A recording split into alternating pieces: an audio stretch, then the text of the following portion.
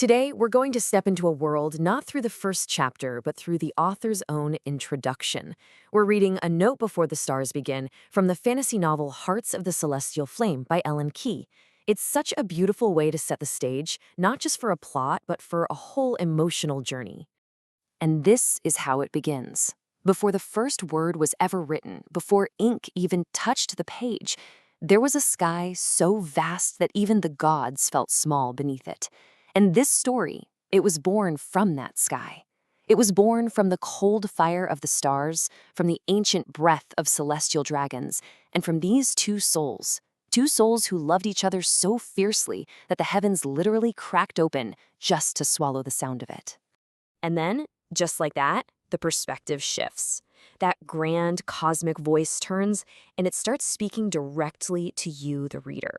It becomes this personal invitation. She asks this, and it's like she's reaching right out of the page to connect with you. It grounds this huge epic story in a feeling that, we can all understand. It's the very first thread tying her world to ours. And then she goes even deeper, touching on that feeling of being caught between two worlds, a question about who you are, about identity, and the choices you make. It's a really powerful way to make you a part of the story's themes before chapter 1 even starts. And with this last question, she ties our own personal journeys directly into the story's mythology. She's not just telling us a story anymore, she's suggesting that this story is already, in some way, a part of us. So after inviting you in, after making you see yourself in this journey, then she reveals the core promise. This is a story for those who believe in the magic between souls, the kind that survives distance, disguise, betrayal, even death. So you're not just reading a romance, you're reading about a connection that pretty much defies reality itself. Okay, so we've got the emotional heart of the story, right? Now she pulls back the curtain on the world where this incredible love story is going to unfold. The story is set in the celestial realms, a mythological world that's suspended between oceans of starlight. I mean, just that description alone paints such a vivid, breathtaking picture, doesn't it? And in this world, magic and divinity are basically one and the same. It's a place where dragons are both gods and guardians. And magic itself flows from the constellations and the fire in their breath. And here we have the glue that holds it all together, pacts of starlight. These are powerful, magical bonds that connect mortals and immortals across entire lifetimes. This is the actual mechanism for that transcendent love she talked about at the beginning. It gives it rules and real weight in this world. All right, so we've got this incredible world. We know the themes. Now it's time to meet the people at the very center of this cosmic tale.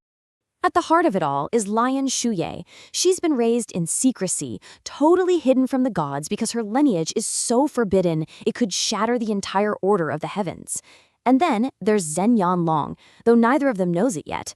He's the dragon prince of the celestial court, a warrior and a scholar who's bound by a duty so deep it's become his own cage. They're two sides of the same coin. One is hidden away and the other is trapped in the spotlight. But you see, their connection is so much deeper than just their circumstances. The author tells us they are not merely lovers, they are fragments of something ancient, something that defied the gods once before and is now destined to do it all over again.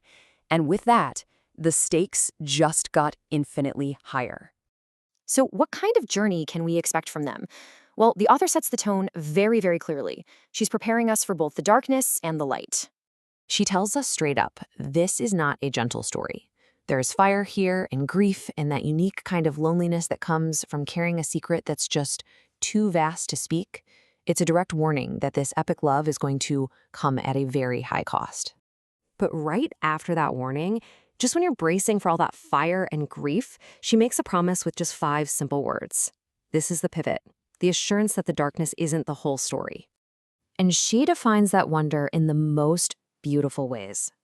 There's the awe of standing under a sky made entirely of living constellations. And there's the warmth of a touch that feels somehow like remembering something you'd long forgotten. And that brings us to the very end of the introduction. But it doesn't just fade out. It ends with a final invitation, a set of instructions for how to enter this world. She tells you, read slowly. Let the starlight settle around you. And when the dragons take flight, and they will take flight, do not look away. It's more than a request, it's a command, an invitation to be completely present for everything that's about to happen. And with this final, empowering line, she hands the story over to you. The stage is set, the contract with the reader has been signed, and the journey is about to begin.